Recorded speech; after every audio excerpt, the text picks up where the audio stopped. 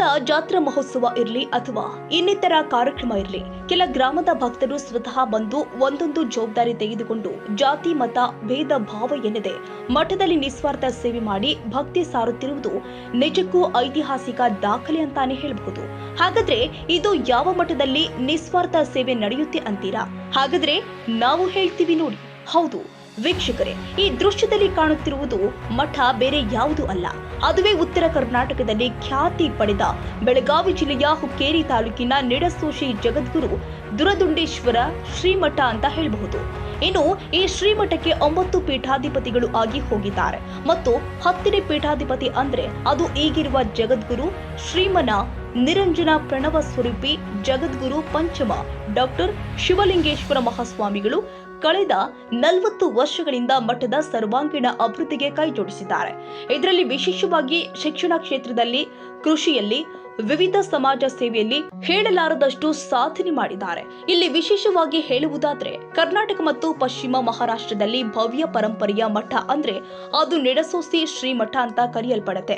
ಇಲ್ಲಿ ರೊಟ್ಟಿ ದಾಸೋಹ, ಜ್ಞಾನ ದಾಸೋಹ, ಮಹಾದಾಸೋಹ, ಪುರಾಣ ಮಂಗಲ, ಚಾಂದನಿ ಪೂಜೆ, ಬೆಳ್ಳಿ ಪಲ್ಲಕ್ಕಿ ಉತ್ಸವ ಸೇರಿ ವಿವಿಧ ಧಾರ್ಮಿಕ ಕಾರ್ಯಕ್ರಮಗಳು ಭಕ್ತರ ಮನಸ್ಸಿಗೆ ಮುಟ್ಟುವಂತೆ ಜರುಗುತ್ತೆ. ಶ್ರೀಮಠವು ಧಾರ್ಮಿಕ, ಸಾಮಾಜಿಕ ಮತ್ತು ಶೈಕ್ಷಣಿಕ ಕ್ಷೇತ್ರದಲ್ಲಿ ತನ್ನದೇ ಆದ ಛಾಪು ಮೂಡಿಸಿದೆ. ಇನ್ನು ಶ್ರೀ ಮಠದ ಭಕ್ತರ ಬಗ್ಗೆ ಹೇಳುವುದಾದ್ರೆ ಸುಮಾರು 200 ವರ್ಷಗಳಿಂದ ಶ್ರೀ ಮಠದ ಭಕ್ತರು ಮಠದ ಕಾರ್ಯಕ್ರಮದಲ್ಲಿ ಒಂದೊಂದು ಊರಿನ ಜನ ಒಂದೊಂದು ಕೆಲಸಗಳನ್ನ ಹಂಚಿಕೊಳ್ಳುವ ವಿಶೇಷ ಪರಂಪರೆ ಹೊಂದಿದ ಆದರ್ಶ ಮತ್ತು ಭಾವೈಕ್ಯತೆಗೆ ಭಕ್ತರು ಹೆಸರುವಾಸಿಯಾಗಿದ್ದಾರೆ. ಉದಾಹರಣೆಗೆ ಈ ದೃಶ್ಯದಲ್ಲಿ ಮಠದ ಗಂಗಾಳಗಳನ್ನ ಸ್ವಚ್ಛವಾಗಿ ತೊಳೆಯುತ್ತಿರುವ ಜನ ಇವರೇನು ಕೂಲಿ ಕಾರ್ಮಿಕರು ಅಲ್ಲ. ಮಠದಿಂದ 1 ರೂಪಾಯಿ ದುಡ್ಡು ಕೇಳಲಾರದೆ ನಿಸ್ವಾರ್ಥ ಮನಸ್ಸಿನಿಂದ ಭಕ್ತಿಯಿಂದ ದುರದುಂಡೇಶ್ವರರು ತೋರಿಸಿಕೊಟ್ಟ ದಾರಿಯಲ್ಲಿ ಸೇವೆ ಮಾಡ್ತಾ ಇರುವ ಮಠದ ಭಕ್ತರು ಅನ್ನೋದು ಹೇಳಬೇಕಾಗುತ್ತೆ. ಶ್ರೀ ಮಠದ ಜಗದ್ಗುರುಗಳು ಆದ ಡಾಕ್ಟರ್ ಶಿವಲಿಂಗೇಶ್ವರ ಮಹಾಸ್ವಾಮಿಗಳು ಸೇವೆ ಮಾಡುವ ಭಕ್ತರಿಗೆ ಒಂದು ಆಶೀರ್ವಾದದ ತೆಂಗಿನಕಾಯಿ ಕೊಡುವುದೇ ಅವರ ಪಾಲಿಗೆ ಅದೊಂದು ವಿಶೇಷ ಗೌರವಧನ ಅಂತ ತಿಳಿದು ಭಕ್ತರು ತಮ್ಮ ಸೇವೆಯನ್ನ ಮುಂದುವರೆಸಿದ್ದಾರೆ.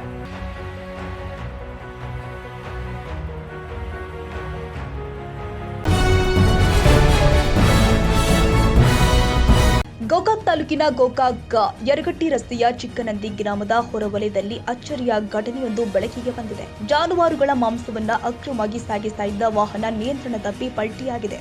ವಾಹನ ಪಲ್ಟಿಯಾಗ್ತಾ ಇದ್ದಂತೆಯೇ ವಾಹನದ ಚಾಲಕ ವಾಹನದ ನಂಬರ್ ಪ್ಲೇಟ್ನೊಂದಿಗೆ ಸ್ಥಳದಿಂದ ಪರಾರಿಯಾಗಿದ್ದಾನೆ.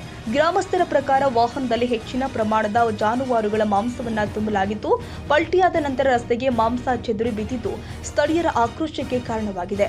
ಪೊಲೀಸರು ವಾಹನವನ್ನು ವಶಕ್ಕೆ ಪಡೆದು ಪ್ರಕರಣ ದಾಖಲಿಸಿದ್ದು ಪರಾರಿಯಾದ ಚಾಲಕನಿಗಾಗಿ ಶೋಧ ನಡೆಸಿದ್ದಾರೆ.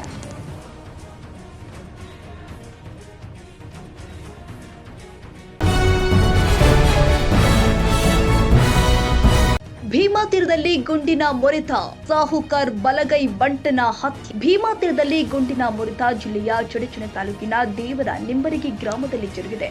ದೇವರ ನಿಂಬರಗಿ ಗ್ರಾಮ ಪಂಚಾಯಿತಿ ಅಧ್ಯಕ್ಷ ಭೀಮನಗೌಡ ಬಿರಾದರ್ ಮೇಲೆ ಫೈರಿಂಗ್ ನಡೆದಿದೆ. 3 ಸುತ್ತು ಗುಂಡು ಹಾರಿಸಿ ದುಷ್ಕರ್ಮಿಗಳು ಪರಾರಿಯಾಗಿದ್ದಾರೆ. ತಲೆ ಹಾಗೂ ಎದೆಗೆ ಗುಂಡುಗಳು ತಗುಲಿದೆ. ಇನ್ನು ಹಳೆ ವೈಷಮ್ಯ ಹಿನ್ನೆಲೆ ಈ ಕೃತ್ಯವಾಗಿದೆ.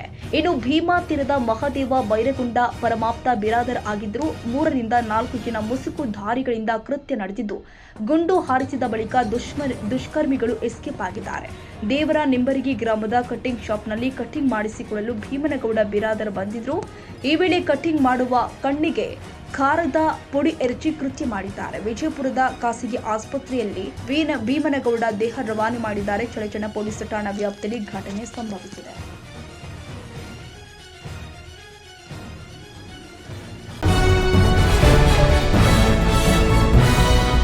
ಸೂರ್ಯಬಾನ್ಹ ಸ್ಥಳೀಯ ಪೊಲೀಸ್ ಠಾಣಾ ವ್ಯಾಪ್ತಿಯಲ್ಲಿ ಬರುವ ಶಿವಪೇಟ ಗ್ರಾಮದಲ್ಲಿ ವ್ಯಕ್ತಿ ಓರ್ವ ಗಾಂಜಾ ಗಿಡವನ್ನ ಬೆಳೆದಿದ್ದಾನೆ ಅಂತ ಖಚಿತ ಮಾಹಿತಿ ಮೇರೆಗೆ ದಾಳಿ ಮಾಡಿ 10 ಹಸಿ ಗಾಂಜಾ ಗಿಡವನ್ನ ವಶಪಡಿಸಿಕೊಂಡ ಘಟನೆ ಸೋಮವಾರ ಸಾಯಂಕಾಲ ಬೆಳಕಿಗೆ ಬಂದಿದೆ.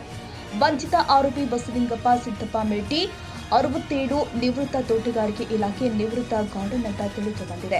ಮನೆಯ ಪಕ್ಕದಲ್ಲಿ 2 ಕೆಜಿ ಗಾಂಜಾ ಗಿಡ ಬೆಳೆದಿದ್ದ ಖಚಿತ ಮಾಹಿತಿ ಮೇರೆಗೆ ಸ್ಥಳಕ್ಕೆ ಪೊಲೀಸರು ದಾಳಿ ಮಾಡಿ ಆರೋಪಿಯನ್ನ ವಶಕ್ಕೆ ಪಡೆದಿದ್ದಾರೆ. ಈ ವೇಳೆ ಮಾಹಿತಿ ತಿಳಿದ ಮೇರೆಗೆ ರಾಮದುರ್ಗ ಸಿಪಿಐ ವಿನಾಯಕ ಬಡಿಗೇರ್ ಹಾಗೂ ಸೂರ್ಯಬಾನ್ ಪಿಎಸ್ಐ ಎಸ್ಎಚ್ ಪವಾರ್ ಸಿಬ್ಬಂದಿ PK Walikar DM ಮರ್ಲಿಂಗನವರ್ S M Karikatti, ಉಪ ತಹಸೀಲ್ದಾರ್ ಶಿವಪ್ಪ ಮಡಿವಾಳರ್, ಜಿ ರವಿಕುಮಾರ್ ಹಾಜರಿದ್ದರು.